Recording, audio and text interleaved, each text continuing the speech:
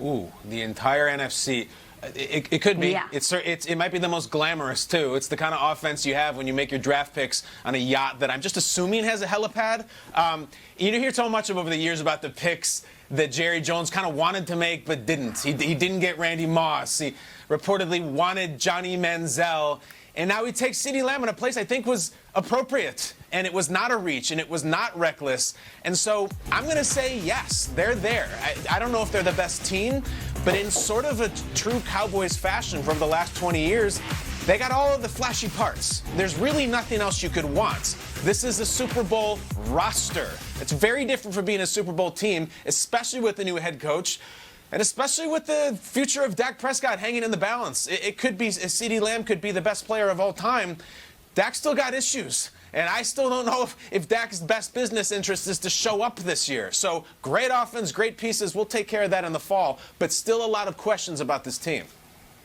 Yeah, I look at the CeeDee Lamb pick. It might have been the biggest A-plus home run of any on the draft board last night. Guys, I had Lamb going in the top 12, and I thought that if he didn't go in the top 12, someone would trade up and get him 13, 14, 15. I can tell you from good sources that the Cowboys thought there was no chance CeeDee Lamb would be there at 17. So, Kay, yes, you add CeeDee Lamb to an offense that already has one of the best offensive lines in football. You add it to Ezekiel Elliott and Michael Gallup and Amari Cooper, and they gave the tight end a big extension too. I think, yeah, they might on paper have one of the best offenses in the NFC. But I'm not putting them over the New Orleans Saints just yet. The New Orleans Saints still have Alvin Kamara, Michael Thomas, and Drew Brees. If you were telling me Drew Brees was off the team and they were moving on, okay. But if I watch football every day, I can't say on paper is more important than what I see on Sundays. Give me the Saints over the Cowboys for now. Mm-hmm. I hear you on that, Schrags. Listen, will the addition of CeeDee Lamb make this offense better? Sure. Are they the best offense in the NFC? No, not at all. I'm high on the Cowboys. People know that I talk about the Cowboys as if I played for them, so it's time for me to be real. You have a new head coach, you have new contracts, and you have new players. That doesn't mean all of a sudden you're going to be the best offense. Off the top of my head, I can name 5 teams in the NFC with better offenses. I'll go with San Francisco. I'll go with the Seattle 49ers. Listen, I'll go with the Green Bay Packers. Listen, you want to throw in the Tampa Bay Buccaneers, and then I'll throw in the Saints, of course. So, no, these guys aren't the best offense in the NFC. They're going to need time to work on the chemistry. And you know what? Just keeping it real with the pandemic and everything's going on, social distancing, it's tough because they need to work on some team chemistry so they can find consistency. Because last year, that's the one thing they struggled with. With all the talent in the world, they weren't consistent. Nate, I do love the aggressiveness of this team in general. You look back 2 years, it was Dak, it was Zeke, and then it was a rookie Michael Gallup. They didn't have much. Now they've got Amari, trade. Then they've got Lamb, who they, by the way, blocked Philadelphia, their division rivals, from getting, which is like amazing retribution, poetic justice for what happened with Dallas Goedert back in 2018. Adding a wide receiver like CeeDee Lamb, the dominant guy, how much does that help Dak? How much does it help Amari Cooper? It helps Amari Cooper a lot. You know, Amari Cooper gets criticized for disappearing at times, and maybe there's a couple of games where he could have played better, but sometimes it's just having a good number 2, somebody that can take the pressure off of you. Now you have 2 route runners that can go out there and make plays. Amari Cooper will have a better season because of CeeDee Lamb, and CeeDee Lamb is going to learn how to be a better wide receiver because Amari's a vet. Dak Prescott, now you have everything you need. Wide receivers, tight end play, and, of course, Ezekiel Elliott back there. There's no more excuses for the Dallas Cowboys. You guys are the biggest franchise in the NFL. You make the most money in the NFL. You're worth more than any other team. How about you go out there and prove it on the field, make the playoffs, and try to make a run at a Super Bowl? Nate keeping it all the way real here on Good Morning Football. Thanks for watching us on NFL Network and on ESPN2. And Nate, yeah, their defense isn't half bad either, so no excuses. Here for it. Come and join us at 10 p.m. tonight. I'm just kidding. I'm told there are some NFL superstars joining, and truly, this is the coolest thing the NFL could have done, really using this as a platform and a moment to maximize viewership and maximize dollars in relief.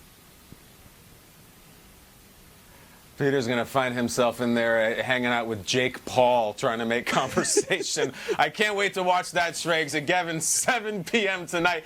I can't stress it enough. Just click on the link. You will not believe who's just hanging out, talking shop. But, guys, we love giving out awards. We're already ready to do it. Let's not even wait how things pan out.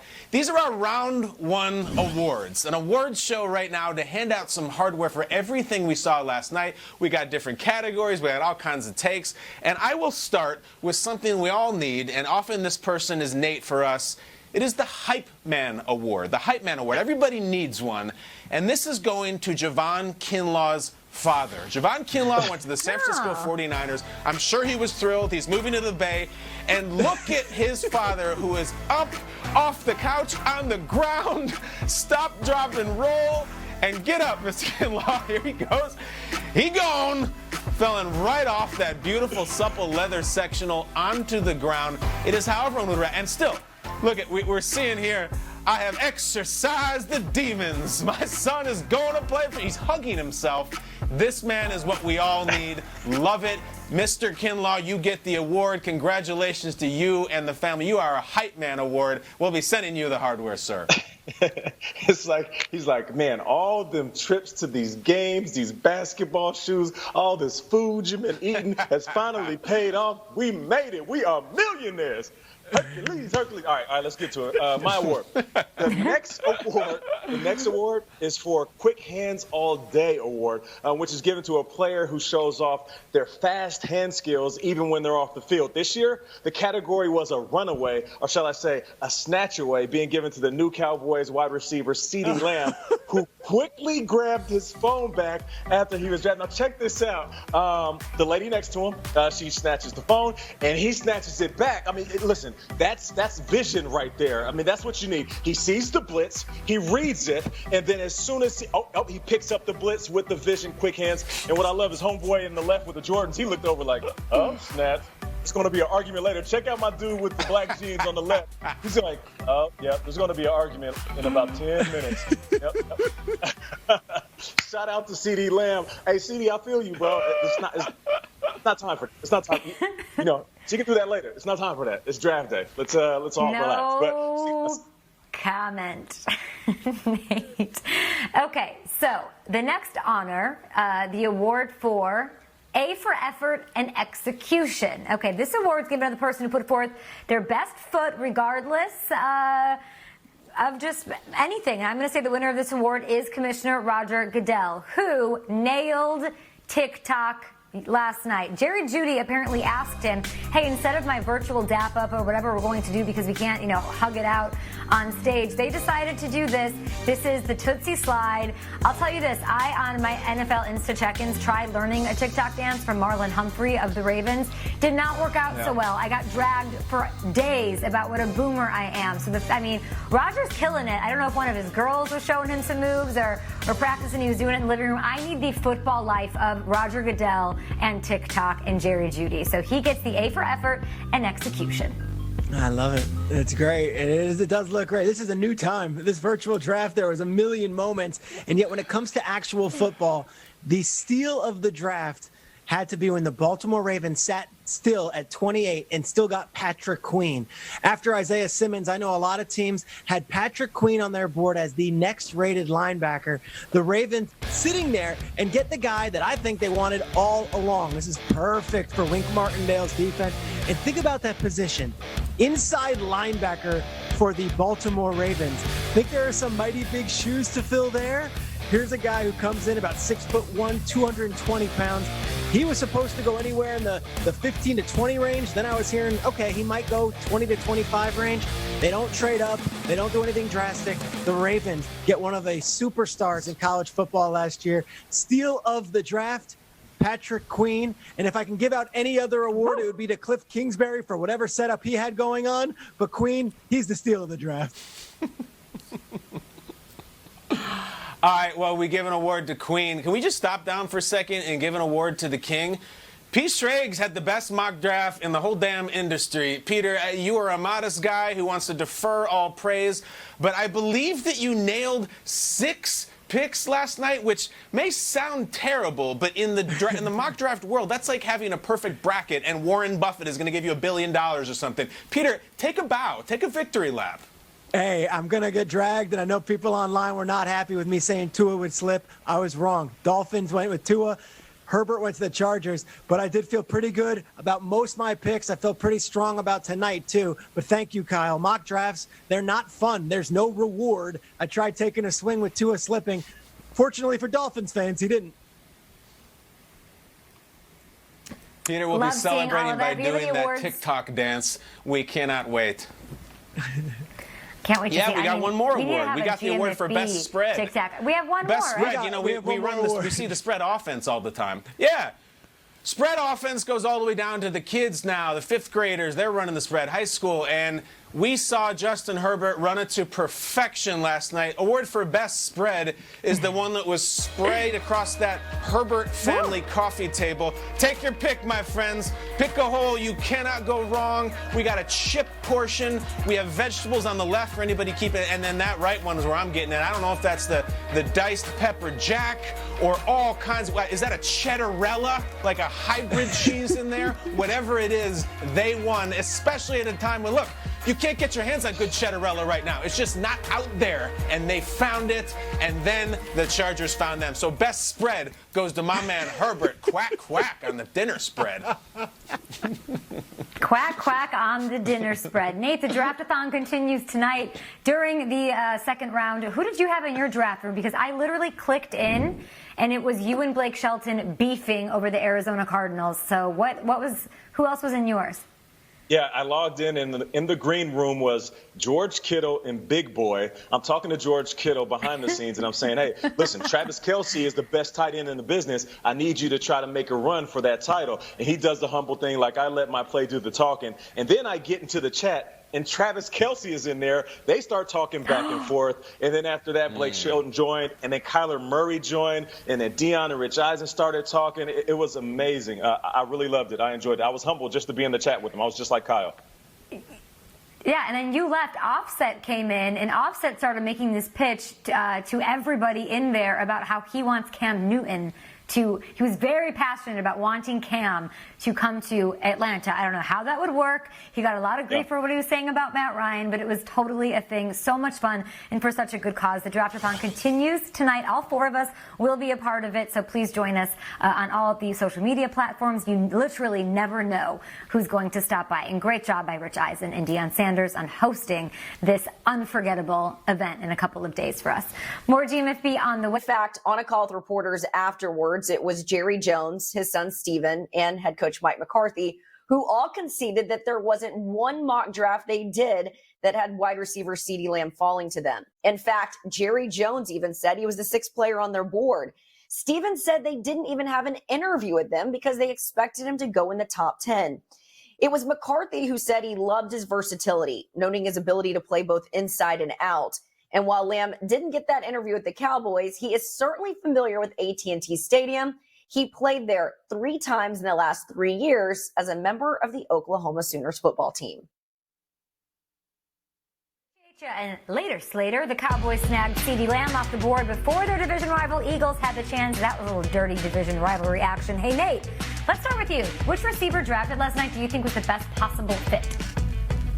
I love the CeeDee Lamb selection. You know, just like Schrager, I thought that CeeDee Lamb was going to be the first wide receiver off the board, but I believe the Cowboys were sitting there and CeeDee fell into their lap, just like when you're driving and that case logic falls on top of your stomach. For me, I feel like when it comes to CeeDee Lamb and the combination with Amari Cooper, it's the perfect duo because the Cooper is such a good route runner, and everything that we've been talking about when it comes to CeeDee Lamb is he is a route runner. And now you add that to Dak Prescott and Zeke Elliott. I feel like building around Dak Prescott, giving him everything he needs, so there isn't any more excuses. CeeDee Lamb to the Cowboys, what a selection. Listen, if you didn't see him when he got selected, we'll break it down a little later in the show. He showed his vision, and he has great hands. I'll talk about that a little later. Love it, Nate. I bet the fresh caviar came out on the super yacht after that pick. Listen, I'm going to look at Justin Jefferson, LSU, to the Vikings at 22. I love the pick. Obviously, the Stephon Diggs void. This is a guy to work with Thielen. This was Burrow's guy at LSU, and I think Kirk Cousins has a little Burrow in him, or vice versa. But guys, more importantly, we've been talking a lot about the draft-a-thon last night, the telethon to raise money for COVID-19 relief that we were a part of. And I wasn't involved with Blake Shelton at all, but when I got in the virtual room, as I mentioned, it's Lamar Jackson, Big Boy from Outkast, Lil Wayne, Deion, Mike Vick. So you can imagine my relief when Rich Eisen says, oh, and look, Kirk Cousins is joining us. I was like, yes, my guy, Kirk Kirk comes in, and I wanted to transition from hip-hop and football to be like, Kirk, where do you come out on Creed? Are you a weather guy or My Own Prison? So the point is, though, when Kirk comes in, we're about 1 or 2 picks away from the Vikings pick. So it was a fascinating experience for a fan if you wanted to click on it, because Kirk is sitting there, I'm not making this up, bouncing up and down in his seat, super distracted watching his TV, saying, we're almost up here, we're almost up, we're the next pick, we're the next pick. And I have a feeling he might have known that they were going to get him a toy, a post-Stephon Diggs toy. And I can't really think of a better one than Jefferson, who's a lot of things. The word that jumps out the most is just versatile. And I know Cousins will have fun with them, and I know that offense will keep running. Is an amazing experience to watch a star quarterback about to get his next star receiver and the draft that's on. So everybody watch it tonight, 7 p.m. Kyle, I love it because yesterday on the show you made such a great point about all these mock drafts. You said these are not, Moses with the tablets, like who's going to go where, and all, which is why I love what the 49ers did, because they took Brandon Ayuk at 25th overall, a guy that I've been talking about all week who returns kicks and had 710 yards after contact. And in the press conference after taking Ayuk, Kyle Shanahan said Brandon Ayuk was the highest rated wide receiver we had on our board. That includes CeeDee Lamb, that includes Henry Ruggs, that includes Jerry Jeudy, and that includes Justin Jefferson and Jalen Reagor, who were taken before him. Shanahan had Ayuk as the number 1 wideout on their board, and they get him after trading back and also getting Javon Kinlaw. So to me, this is what the draft is all about. What is going to fit your team? And you're watching the highlights of Ayuk. If you're a 49ers fan right now, let me tell you something. Senior Bowl, everyone came away with this thing saying first-round pick. Combine, everyone came away from this thing saying, okay, top 5 wide receiver. At the draft, Kyle Shanahan, who knows a thing or two about receivers. Remember, he's coached Julio, he's coached Andre Johnson. He said he was his number 1 wide receiver in the most loaded wide receiver draft we have ever seen. Brandon Ayuk and Deebo Samuel, watch out, NFL. I wanted to see Henry Ruggs fall to the Broncos. I told that to Cynthia Freeland on her draft special, but he went first, speed 1, over being a complete receiver and an extremely well-polished route runner. So the fact that Jerry Jeudy now gets to go to a Broncos offense that has Drew Lock, who looked incredible late in the season, has a handful of really, really nice games and can build on that. Another first-rounder named Noah Fant and Courtland Sutton, who is always slept on. This is an insane offense here. The AFC West is doing this thing where it's an arms race to try to take out the Kansas City Chiefs and outscore them, it looks like. So then you've got Phillip Lindsay, you've got Melvin Gordon. I am so into the Denver Broncos offense. You've got Drew Lock out here tweeting smirk emojis, and I'm loving it. So that's how I feel. We've got more, of course, draft tonight. A lot of great players, impact players, so much depth at wide receiver that guys are going to be taken today on NFL Network and even tomorrow on Saturday that will make an